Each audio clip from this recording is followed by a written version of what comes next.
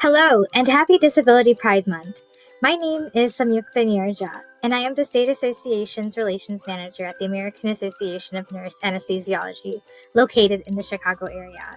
I've been working in the association industry for 8.5 years, and I've been a member of Association Forum for about the same amount of time. I am also a disability advocate and steward of diversity, equity, and inclusion.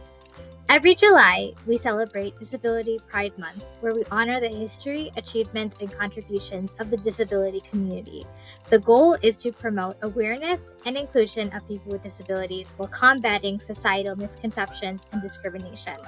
There are 1.3 billion people worldwide that identify as having a disability, and our diverse community continues to grow. Accessibility is necessary for us to survive and thrive in this world. When it comes to workplaces and events, accessibility refers to the creation and implementation of environments, products, and services that enable people with disabilities to fully participate. This involves the removal of barriers and ensuring that individuals have equitable opportunities to succeed. I am now going to list various examples of accessibility measures for workplaces and events to put into place. And I'll break it down into 3 categories of accessibility: physical, digital, and communication. For physical accessibility, it involves making sure the space has ramps, elevators, automatic doors, and wide doorways to accommodate wheelchair users and people who use mobility devices. Providing adjustable desks, accessible common spaces and restrooms are also other examples. Having accessible parking spots and transportation options. My disability is dwarfism, which is a physical disability that results in adult short stature. Some accommodations that I usually request are step stools, things lowered or placed on standard height tables, and extra time to get to places.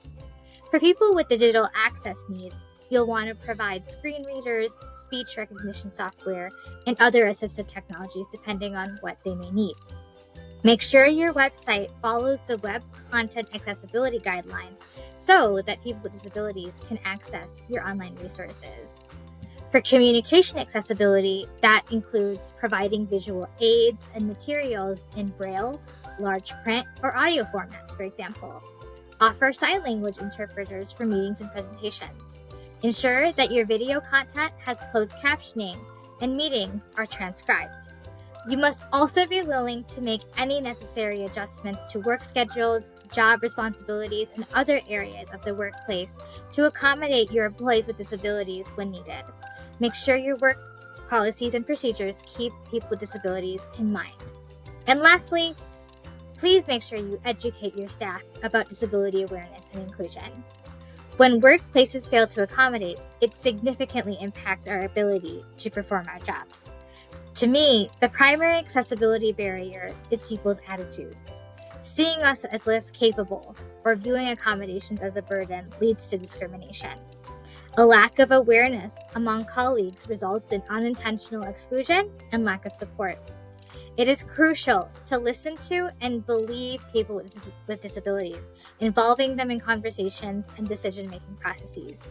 Failure to accommodate is not just detrimental, but also against the law.